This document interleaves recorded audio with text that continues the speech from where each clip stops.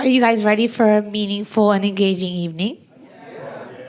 We're going to have some real talk tonight, so I hope you guys are ready. I would love to introduce Miss Myra Flynn and Miss Tyomi Morgan. So last Valentine's Day, I started thinking a lot about the relationship between sex and racism. Hear me out. Love is fickle enough without adding racial and cultural differences into the mix, no pun intended. But if those differences are a part of your love, then you know there's some stuff to overcome.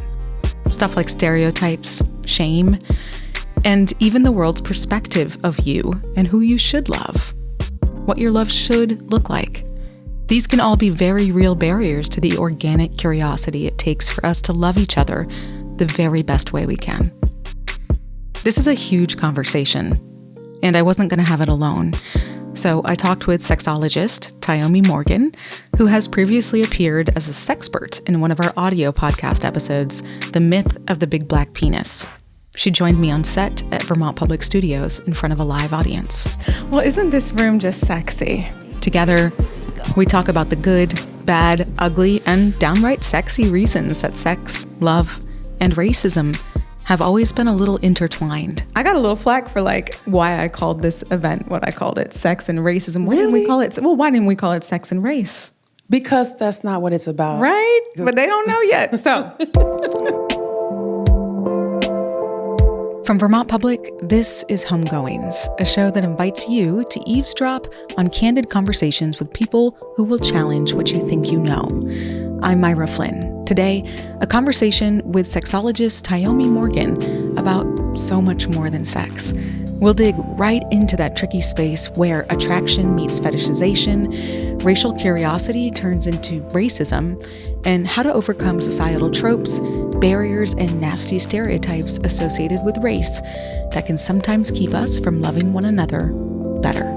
This podcast was created live in front of an audience who we also asked to participate in a platonic speed dating session where they could ask each other anything they wanted. This is Homegoings. We're a proud member of the NPR network. Welcome home.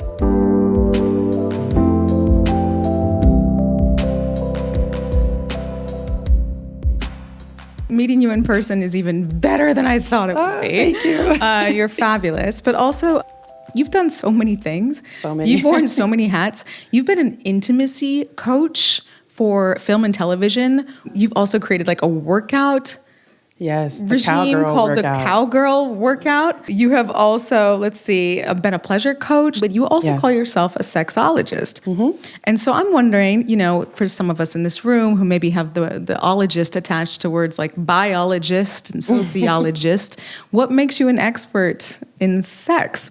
Pretty much just my dedication to studying sex across the spectrum, from the medical and health side to the pleasure-based side, also the spiritual side, because I'm also a tantric practitioner.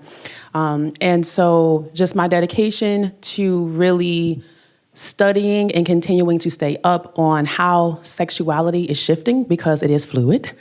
And that's what makes me an ologist, but I always say that everyone is an expert of their own sexuality. That's a bar. So back to our episode that we did together, The Myth of the Big Black Penis. We really talked together in that episode about the fetishization of the black male body, which dates all the way back to the auction block, right? A big black penis was seen as a commodity to sell more bodies. Right? The bigger the penis, the more brutish, the more animalistic, the more, viable for procreation. And that's all it was. It wasn't necessarily considered to be a compliment in presenting a black man as a human being. Wow. So could you talk to me a little bit more about why that episode was not about a penis at all?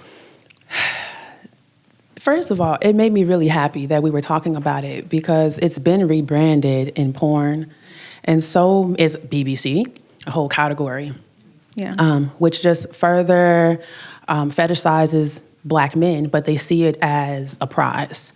because Black men have only really been able to express lust or anger. And so centering their penises is a prize to them because that's all they've known. But to not even understand the historical context behind that made me really sad. But it's a compliment, too, right? It's like this weird insult that's dressed up as a compliment. Like, who doesn't want to have... It's like a backhanded compliment, but the average person today doesn't understand the historical context of it.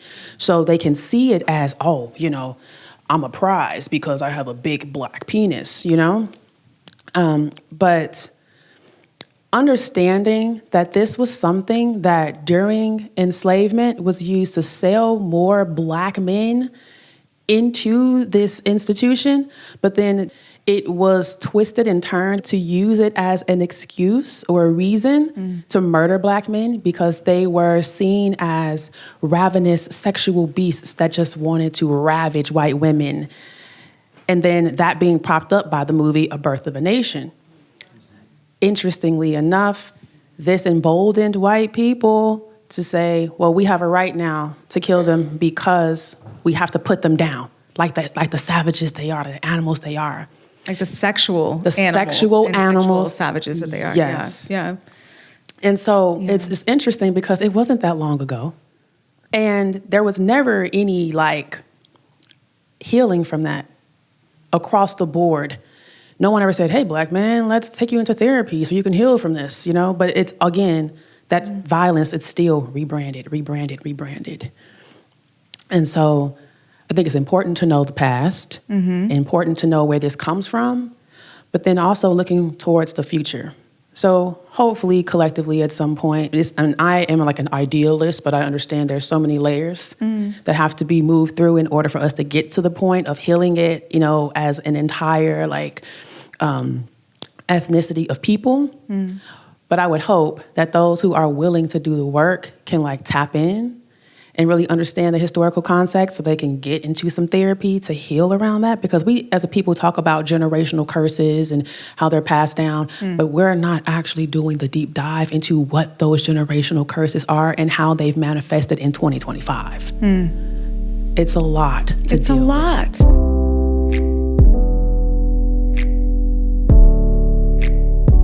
This conversation with you brought me back to my college days when I was in a little thrift store. You know, I like to thrift the book section for some really like classics in there that are like not in print anymore. Yeah, some banned books. Maybe you might stumble across one if you're lucky. But I remember finding this book that was about exactly what you were talking to me about. And before you came here, I said, can you please buy this book? Should we pull it out? Yep. All right, what's it called? Here we go. I have a better cover. Here we go. My cover is trash. It's called Sex and Racism in America. This book is by Calvin C. Herndon, and he wrote this in 1965. And I'm just going to take a moment. That's why it was so hard to find. We had to find it used. We had to find it on all these different sites where somebody... I thought I was getting a new copy, and then it came all marked up. I said, well, okay, cool. Yeah, somebody marked it up, but you said... Oh my gosh, the parts that this person marked were so profound. They were literal bars. I was like, man, this guy is spitting in his book. Yes. Like, in 1965. In 1965. We're both fans. So the first thing I thought, like, you know, when I was like going to dig this book back up was just like 1965, like it's got to, even any ideas about race, how is that going to equate to 2025, right? We're past so many of these things, what's happening? But I would like to talk about what was happening in 1965. One, a new president, Lyndon Johnson, was sworn into office.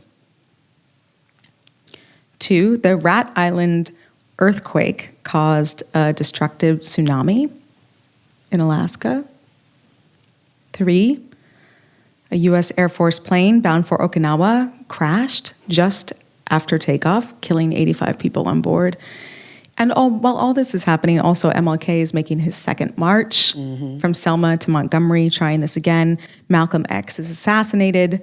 And Jennifer Jackson becomes the first African-American Playboy playmate.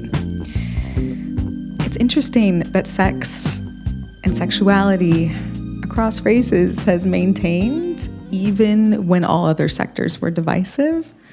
Does it surprise you at all that sex and racism have gone hand in hand over time? No, because sexuality is an intrinsic part of our humanity. So no matter what is going on in the outside world, no matter what we're being presented with, we still have that. Each individually, we have that awareness. So it doesn't surprise me that it still exists in the midst of everything that the world is presenting us with.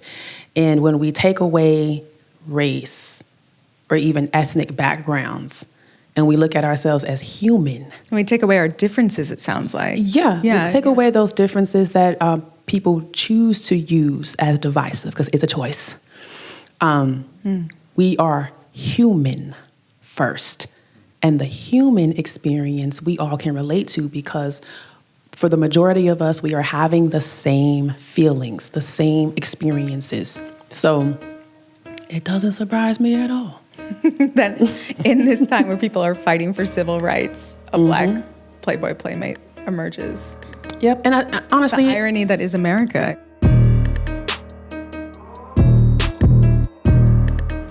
All right, so I want to get your hot take on a passage from this book, if that's cool with you. So Calvin Hurton was just kind of looking into this guy, Gunnar Myrdal, who is like a pretty famous sociologist. He was a Swedish sociologist, and he did this study where he wanted to go up to people and say, in rank order, what matters most to you? Or what do you think is... Did you read this part? Yeah.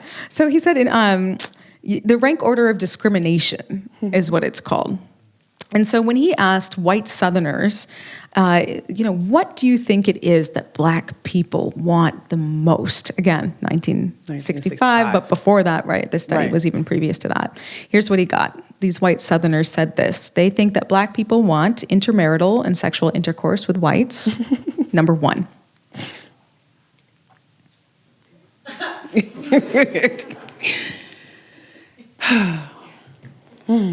Number two. Social equality and etiquette. They're both tied together. Right. Because you can't have one without the other. Right. Okay. Number three, desegregation of public facilities, in particular church. 4, political enfranchisement.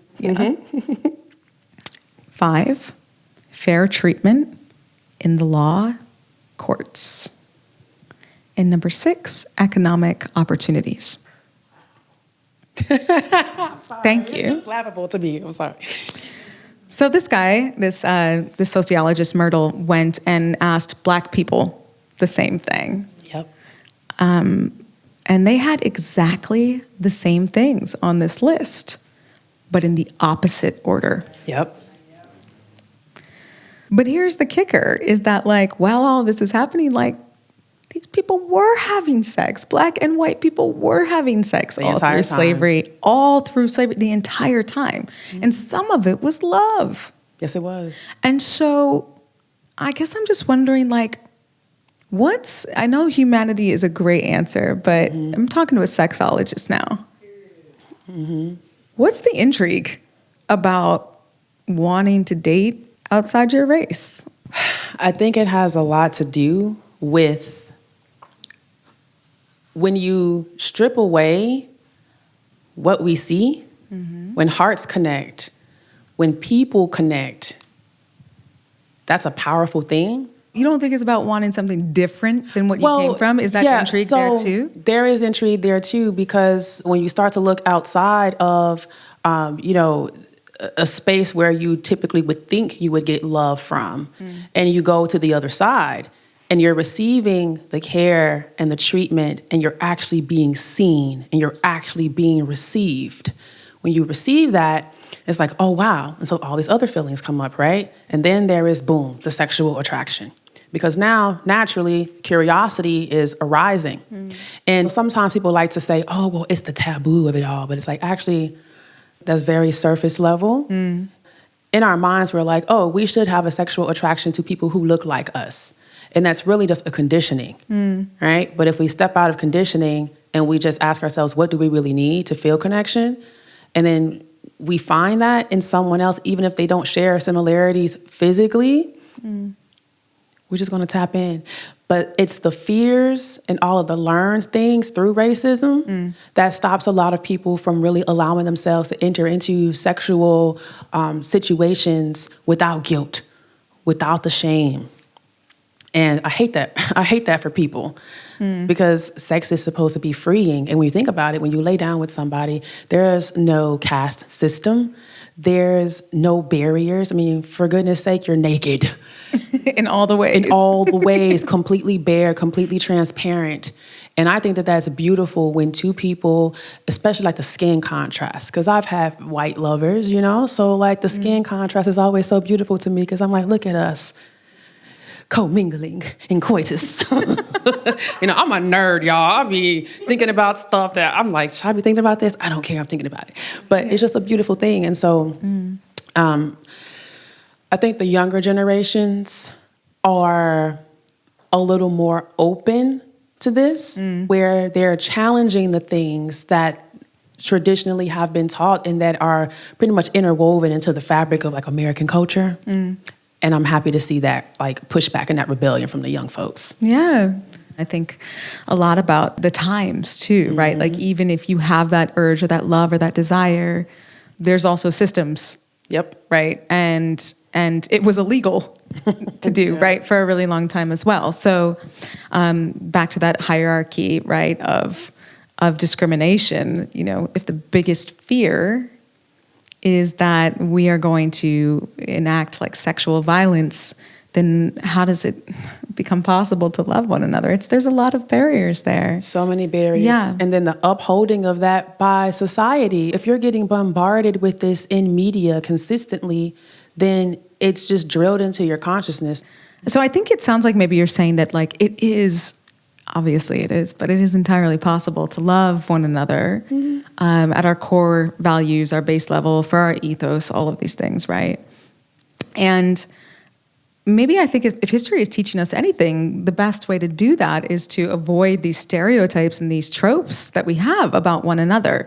What is happening inside of heterosexual relationships? Like, what are the stereotypes that are getting to us? I want to hear you name some of these stereotypes and tropes. I'm going to just put together some like people in a sentence and hear your reaction.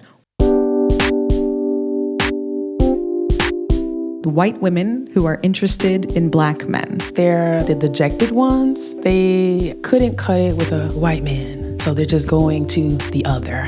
What about black men who are interested in white women? They want someone more submissive because they feel emasculated by black women.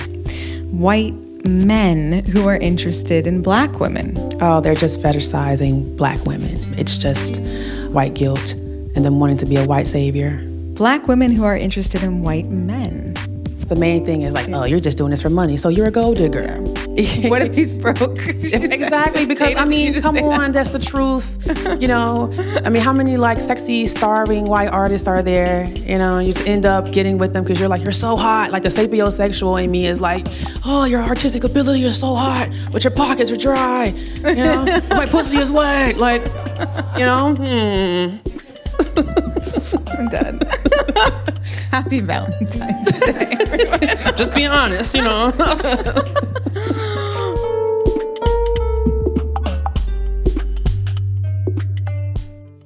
What are the societal issues that are getting to us? We're not going to therapy.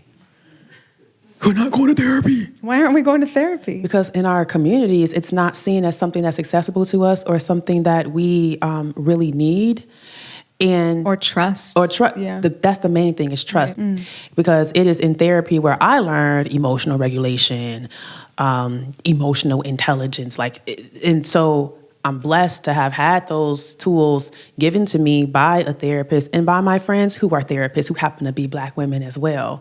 So I think sometimes social circles too, you know, if you have a social circle where people are doing the work, just naturally in having conversations, friends who love each other are going to check each other and say, hey, listen, let me give you this because you're really struggling, right? And then support them through that.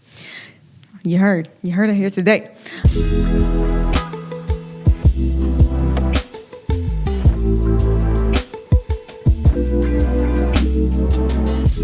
How how do you encourage people to be very brave in talking about race with one another? First of all, setting the space that we're going to respect each other. We're not going to overtalk. We're not going to shout. And we're going to listen and not judge, which is a trend on TikTok. We listen and we don't judge, right? And easier said than done. It is. But it requires mindfulness, though. Because in mindfulness, what we're doing is we are sitting what we are feeling internally, and we are making a choice to not let the intrusive thoughts or the knee-jerk reaction be the thing that comes out. So in being able to practice mindfulness, it's sitting with what you're feeling, still being able to listen and hear what that person is saying. And also, the major part of this, don't take it personal. Because when you take it personally, then you become defensive. And now you're not listening anymore. Now you're not actually holding space anymore. Now you're just ready to get your lick back. So you're just inside like, I'm ready to go, you know? Yeah. But that definitely requires patience and understanding and empathy, which a lot of people, when it comes to race relations, don't have empathy. Because with all of the violence and all of the hate and the vitriol that exists from people who don't look like us, it's hard for someone to say, I can still hold loving space for you and compassionate space for you. So the only way we're able to sit down and have these conversations is for a moment to like play make-believe. Go back to like being a child and using your imagination and say, let's imagine that none of this exists with this person. You ready to put that to the test? Absolutely. All right. You ready to put that to the test out here? All right. All right. So it's time for some speed dating.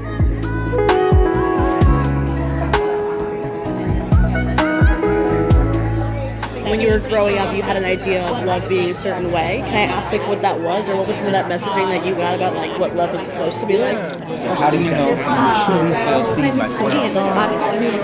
Do you believe that understanding my cultural background can help you care for me more deeply?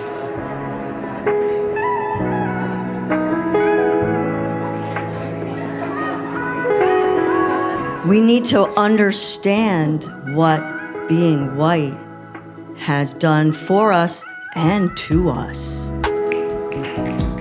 You have all these distinctions of human beings, but it's social construct of race, like sex, gender, way of identifying, culture, nationality, ethnicity, etc.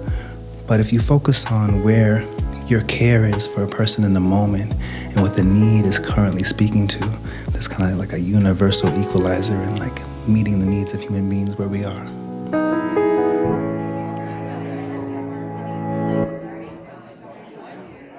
If you take a person for who they are sitting right in front of you, right?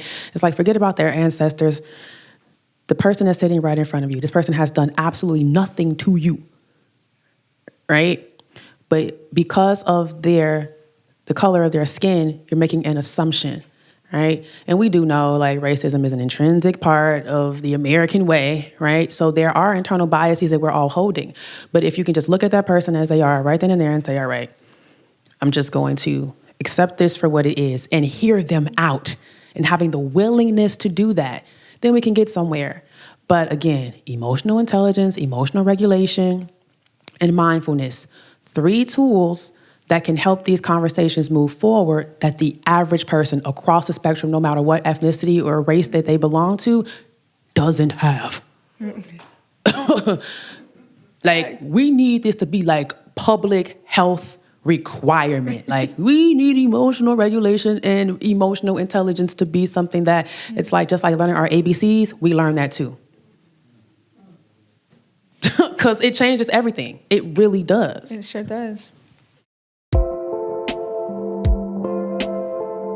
Thanks so much for joining us. If you want to continue to be a part of the Homegoings family, stay in touch at homegoings.co. And subscribe to the Homegoings podcast wherever you listen. Take good care.